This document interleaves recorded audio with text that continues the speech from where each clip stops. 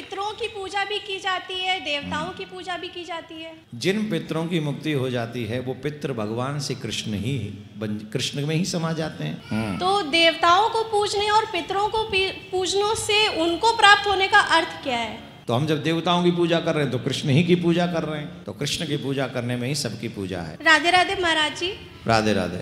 महाराज जी, मेरा प्रश्न है कि भगवत गीता में भगवान ने कहा है कि देवताओं को पूजने से देवता को प्राप्त होते हैं, पितरों को पूजने से पितरों को प्राप्त होते हैं, भूतों को पूजने से भूतों को प्राप्त होते हैं, और भगवान को पूजने से हम लोग परमपिता परमेश्वर अपने भगवान को प्राप्त होते हैं। तो देवताओं को पूजने और पितरों को पूजनों से उनको प्राप्त होने का अर्थ क्या है? किनको?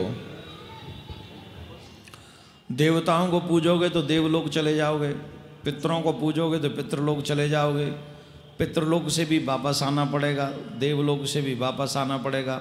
अगर कृष्ण को पूजोगे तो कृष्ण को पूजने के बाद कन्हैया के धाम में जाओगे, कृष्ण के धाम जाओगे, और फिर वहाँ से वापस नहीं आना पड़ेगा। इसका मतलब यही है।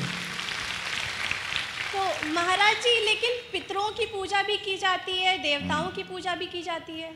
अब बताइए, जिन पितरों की मुक्ति हो गई वो पितर कहाँ हैं? पता नहीं। पूछो कहाँ हैं? कहाँ है महाराज जी?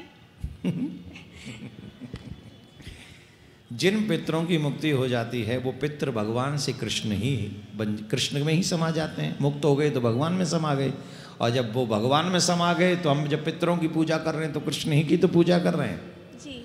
रही बात देवताओं की, तो इस संसार में ऐसा कोई देवता नहीं जो भगवान में नहीं समाया। तो हम जब देवताओं की पूजा कर रहे हैं तो कृष्ण ही की पूजा कर रहे हैं। विधान के अनुसार हमें गणेश जी की पूजा करनी ही पड़ेगी, ग्रहों की पूजा करनी ही पड़ेगी, परंतु इन सब के मूल में कृष्ण ही है।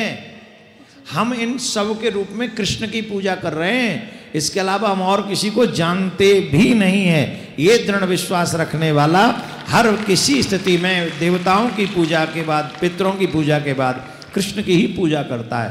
तो हमें यही रखना, भगवान ने ये भी कहा है गीता में कि जिन जिन की पूजा करते हो वास्तव में पूजा तो मेरी ही होती है, क्योंकि वो मेरी तो आधार हूं उनका।